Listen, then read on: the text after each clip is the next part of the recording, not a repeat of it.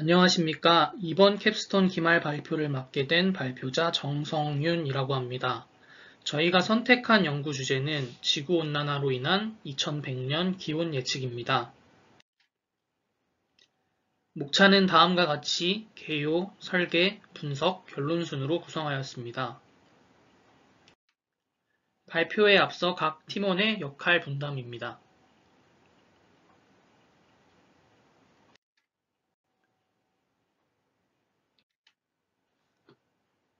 저희의 연구 주제는 2100년의 기온을 예측하는 것입니다. 저희의 연구 2100년의 기온 예측은 어떤 점에서 필요할까요? 세계는 현재 기후변화의 기로에 서 있습니다. 따라서 온도를 예측하는 것은 장기적인 환경 변화에 대비 적응하는 것에 필수적인 나침반 역할을 합니다. 따라서 농업, 수자원 관리, 에너지 생산 등의 결정을 내릴 때 온도를 예측하는 것은 결정 과정에 매우 중요한 요소입니다. 저희 연구로서 기대할 수 있는 효과로는 기후변화의 불확실성 속에서 과학적 근거에 기반한 인류와 지구의 미래에 대한 지속 가능하고 탄력적인 전략을 수립하는 데 도움을 줄 수 있습니다.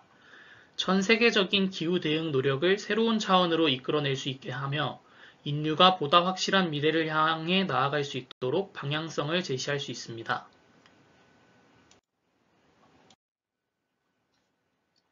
저희의 연구 방향성으로는 해당 연구의 목적이 실용성보다는 학술적 가치에 있다고 판단하여 기온 예측의 정확성, 즉 모델의 신뢰도를 높이는 데 주력하였습니다. 현재 저희 팀의 계획 진행 상황은 다음과 같습니다. 저희 팀은 PPT 발표와 포스터 제작까지 완료한 상태이고 남은 계획으로서는 포스터 발표와 데모데이만을 남겨두고 있습니다. 발표의 본론인 연구 설계 부분을 설명하도록 하겠습니다. 저희가 사용한 데이터셋은 버클리어스의 데이터입니다. 버클리어스에서 서울, 도쿄, 상하이, 방콕, 자카르타 5개의 아시아 주요 도시를 선정해서 데이터셋을 사용하였습니다. 아시아의 온도 변화가 유럽 등의 다른 국가보다 두드러지기에 트렌드가 선명할 것 같아 아시아 도시들을 선정했습니다. 이후 타임스탬프별 온도값만 뽑는 간단한 전처리 과정을 거쳤으며 오른쪽의 그래프는 타임스탬프별 온도값을 시각화한 결과로 보시는 것과 같이 1880년 이전에 결측지 값이 다수 있어 너무 오래전 데이터의 신뢰성 문제 등으로 1880년 이후 온도만을 사용하기로 결정하였습니다. 다음으로 사용한 데이터는 Our World in Data의 SSP 시나리오별 노은 인풋 데이터입니다. SSP 시나리오란 세계기상기구 IPCC에서 기후변화 대비를 위해 만든 시나리오로 인구 경제, 탄소 배출량, 에너지 소비량 등의 변화를 적용하여 각 피처들을 예측하는 시나리오입니다. 저희는 기후변화에 적극적으로 대처한 SSP1 시나리오와 적극적으로 대처하지 않은 SSP3의 데이터를 사용하기로 결정했습니다. 따라서 온도값과 관련성 있는 피처들, 인구수, 소비량, 누적 CO2량을 미리 알 수 있는 노은 인풋으로 사용하여 정적 공변량을 사용하는 TFT 모델의 피처로 사용하였습니다. 저희는 앞선 전처리 과정이 끝난 후 여러가지 시계열 모델을 통해 성능을 검증하고 모델 셀렉트 과정을 거쳐 최적화를 하는 방식의 연구 설계를 했습니다. 시계열 모델의 포어캐스팅, 즉 미래의 값을 예측하는 것은 정답이 존재하지 않기에 성능을 검증하는 것 또한 쉽지 않습니다. 따라서 좋은 시계열 모델이 무엇인가를 알아야 시계열 모델의 신뢰성을 높일 수 있을 것입니다. 좋은 시계열 모델이란 시계열을 분해하였을 때 트렌드, 시즈널리티 등의 패턴을 잘 학습하여 학습하지 못한 리메인더가 최소한으로 남았을 때 좋은 시계열 모델이라 할 수 있습니다.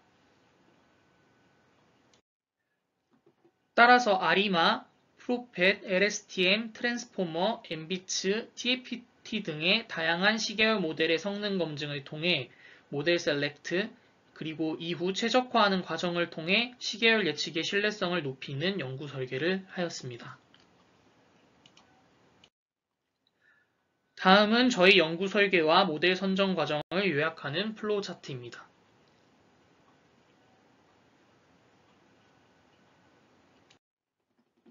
다음으로 분석 파트 발표 진행하겠습니다.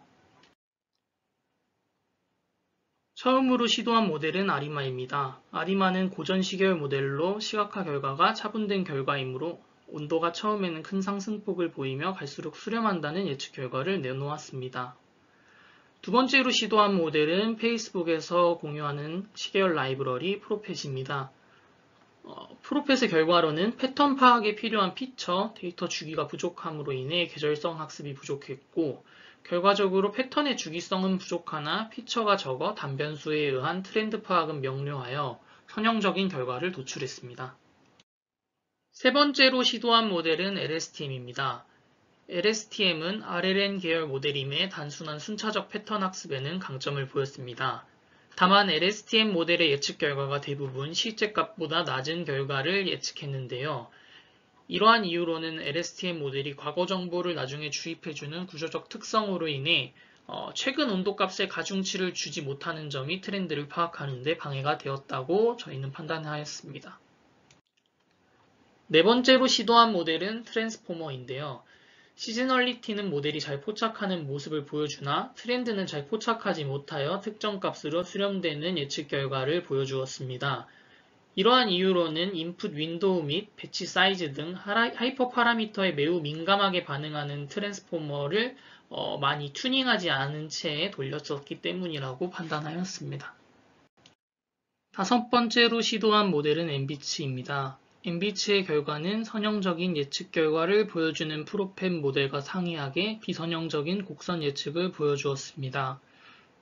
이러한 예측은 자연계의 현상이 지수적 현상 또는 감쇄적 현상을 따르는 경우가 많으므로 엠비츠의 비선형 예측이 더 예측에 적합할 수 있다고 판단하였습니다. 여섯 번째로 시도한 모델은 TFT 모델입니다. TFT 모델은 단변량 시계열 모델과 달리 노운 인풋을 학습시키기에 노운 인풋의 결과가 다른 SSP1 그리고 SSP3 시나리오의 결과가 다르게 나왔습니다. SSP1의 결과에 따르면 노운 인풋 학습에 따라 온도가 상승했다가 다시 내려오는 예측 결과를 도출했고 SSP3의 예측 결과에 따르면 온도와 정비례 관계인 노운 인풋이 계속 상승함에 따라 SSP1에 비해 온도 상승이 높게 예측 결과를 도출하는 것을 알 수 있었습니다. 다음은 모델의 MAPE 성능 비교입니다. 각 모델의 학습을 1880에서 2015년까지를 트레인 셋, 15에서 20년도의 값을 테스트 셋으로 분할하여 검증을 한 결과입니다. 보시는 바와 같이 엠비츠와 TFT 모델이 다른 모델에 비해 월등히 높은 성능을 보여주는 걸 볼 수 있습니다. 따라서 엠비츠, TFT 두 가지 모델을 최종 모델로 선정하여 하이퍼 파라미터 최적화 과정을 거쳤습니다. 먼저 선정된 엠비츠 모델의 설명입니다. 엠비츠 모델은 통계적 접근법을 사용하지 않고 시계열 태스크에서 뛰어난 성과를 보인 딥러닝 아키텍처인데요. 엠비츠의 장점으로는 해석이 가능한 구조를 뽑을 수 있습니다. 엠비츠는 시즈널리티 스택과 트렌드 스택을 사용하는 스트럭처를 가지고 있어 시즈널리티와 트렌드와 같은 전통적 특징을 분해 및 해석할 수 있는 딥러닝 모델이라는 장점이 있습니다. 하지만 단변량 시계열 모델이기 때문에 사용할 수 있는 변수의 제약이 큽니다. 다음은 두 번째로 선정한 TFT 모델의 설명입니다. TFT 스트럭처는 LSTM 인코더로 과거의 패스트 인풋과 미래의 노운 인풋을 받아 GRN 어텐션 메커니즘을 거쳐 포어캐스팅을 진행하게 됩니다.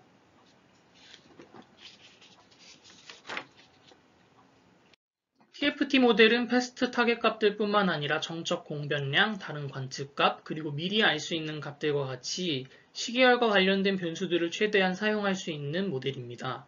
본 연구에서는 세계 기상기구 IPCC에서 만들어둔 2100년까지의 시나리오 SSP1, 3의 탄소 배출량, 총 에너지 사용량, 총 인구 변화 시나리오 등을 노운 인풋으로 사용하였습니다.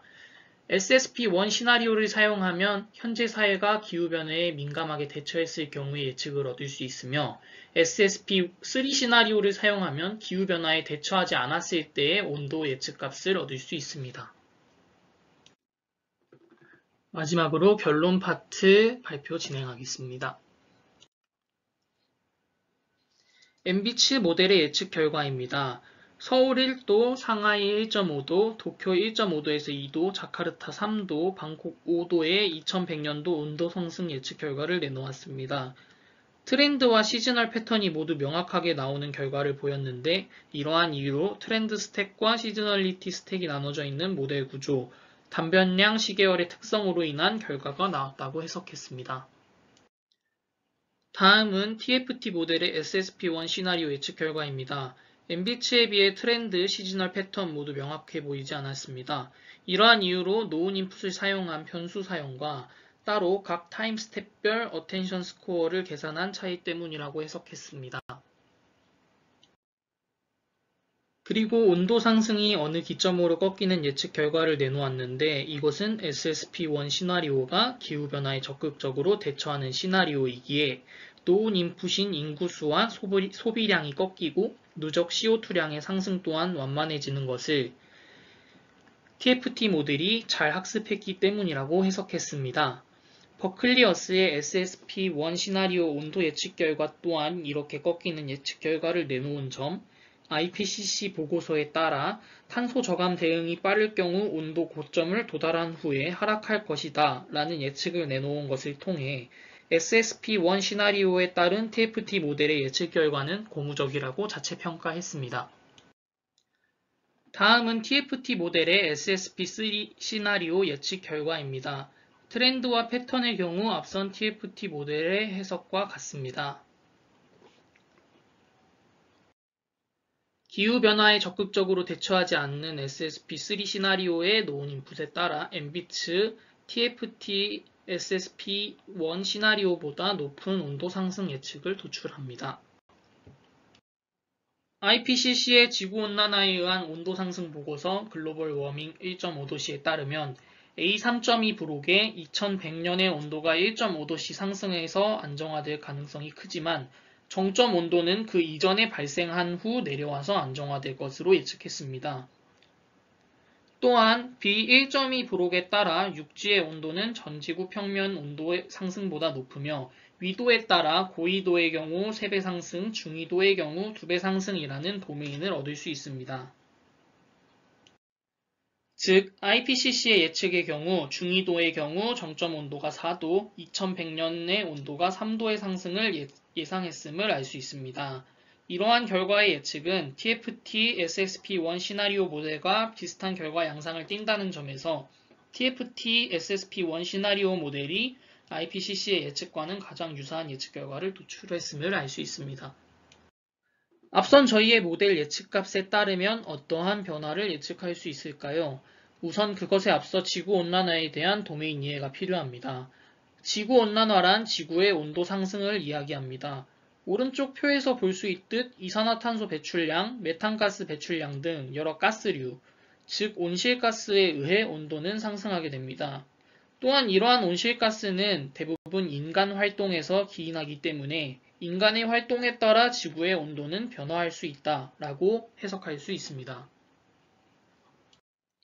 이러한 온도 상승에 따라 발생하게 되는 변화를 알아보고자 저희는 IPCC의 여러 보고서를 참조했습니다. 크게는 육지, 해상, 생태계와 인간 사회의 변화로 나눌 수 있습니다. 먼저 토지의 변화입니다. 토지의 변화는 위 IPCC 보고서의 내용을 따릅니다. 토지는 앞서 말한 바와 같이 전지구 표면의 온도에 비해 더 높은 온도 상승을 보입니다. 온도 상승에 의해 토지는 사막화, 황폐화, 해수면 상승에 의한 침수 등의 리스크를 겪습니다. 이에 토지의 특성상 움직일 수 없어 이러한 부동토지, 즉 쓰이고 있는 고정토지가 온도 상승으로 인해 쓸 수 없게 되면 큰 리스크를 지게 된다고 보고서에서는 언급하고 있습니다. 이러한 토지의 리스크를 막대 그래프로 시각화한 자료에 따르면 건조지 물 부족, 토양 침식, 식생 손실, 자연 발화 피해, 영구동토 황폐화, 곡물 수확량 감소, 식량 공급 불안정 등의 리스크, 즉 피해를 겪게 되며 인간은 이에 적응해야 할 것임을 보고서에서는 언급하고 있습니다. 두 번째는 해상의 변화입니다. 해상의 변화는 위 IPCC 보고서의 내용을 따릅니다. 다음 자료를 보면 해상의 온도가 오르는 것에 비례하여 해양 산소와 동토층이 줄어들며 해수면이 상승함을 알 수 있습니다. 따라서 해수면 상승으로 인해 육지 침수 및 육지의 리스크, 해양 산소의 부족으로 인한 해양 생태계 감소, 어업량 감소, 엘니뇨, 라니냐와 같은 이상기후의 발생 확률 증가를 예상했습니다. 이러한 해양 리스크를 막대 그래프로 시각화한 자료에 따르면 다음과 같은 해양 리스크를 질 수 있음을 알 수 있습니다. 특히 산호초, 켈프숲, 맹그로브 등 해양에 사는 식물군은 이동이 불가하여 더 큰 리스크를 짐을 우려 이에 따라 해양 산소가 저감하여 해양에 사는 동물 생태군까지 위협받을 수 있음을 보고했습니다. 세 번째는 생태계와 인간 사회의 변화입니다. 내용은 위 IPCC 보고서를 따릅니다. 인간 사회의 리스크를 막대 그래프로 시각화한 자료에 따르면 인간은 생태계의 변화, 극한 기상현상, 특이현상 등으로 인한 온도 리스크를 가지게 되고 이 중에서도 생태계의 변화로 리스크가 가장 큼을 알 수 있습니다. 아래는 이러한 생태계 변화에 대한 리스크입니다. 따라서 온도 상승으로 생태계는 큰 리스크를 지게 되고 이러한 리스크는 다시 인간 사회의 리스크로 관계성을 맺게 됩니다. 결론적으로 온도의 상승은 온실가스 배출과 같은 인간 활동에 기인하며 육지, 해상, 생태계 리스크가 인간에게 다시 돌아올 수 있음을 확인했습니다. 이에 저희 TFT 모델 또한 CO2 배출량 등의 노온 인풋 차이에 따라 예측되는 온도 상승 값이 크게 차이 납니다. 따라서 사회가 탄소 저감을 위해 노력해야 함을 끝으로 발표 마치겠습니다. 발표 들어주셔서 감사합니다.